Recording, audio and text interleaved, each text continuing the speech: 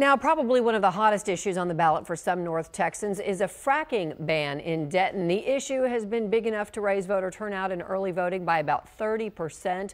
Both sides spent the weekend and today getting ready for tomorrow's election. Fox 4's Phil Alvarado is in Denton right now with more on why so many folks are keeping a close eye on Denton. Phil.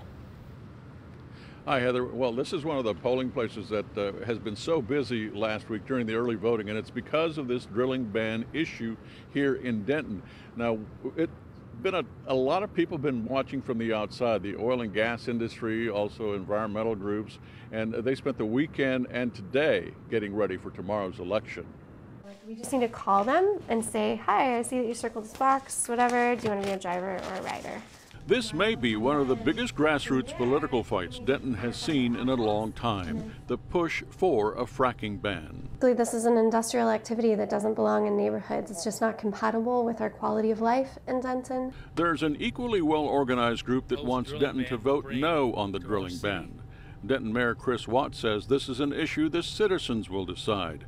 But if the fracking ban is approved, no, I don't think it would be the end of the story. A fracking ban will likely produce lawsuits from the oil and gas industry and property owners who have contracts with them. It's a very important issue for this community, and I think it should be something that the citizens should weigh in on, especially if there's the possibility of some litigation that may require some legal fees and some other things. I think that's something the community needs to decide. Fort Worth economist Alan Needham follows the oil and gas industry. This is much a bigger fight than just Denton.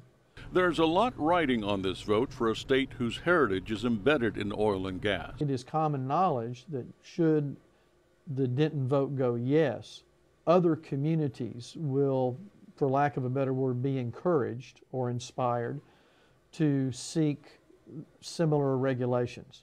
As we're saying, it's worth the fight. It's really worth the fight. Cool, okay, and then I'll just call Adam, I guess. Preparations are in motion for Election Day to answer the question on the ballot that will likely raise many others. Do we really want an industry in our town that's been this aggressive, that's been fracking this close to our homes, on our campuses, our schools? Now, the group who is asking people to vote no on the ban says that resources and revenues from oil and gas have really benefited those very elements in the community, resources that would go away if the ban went into effect, and also cost the city money from potential lawsuits. Heather? All right, so Phil, if the ban is approved, how quickly then would that ordinance go into effect? Well, it would go into effect as early as December 2nd.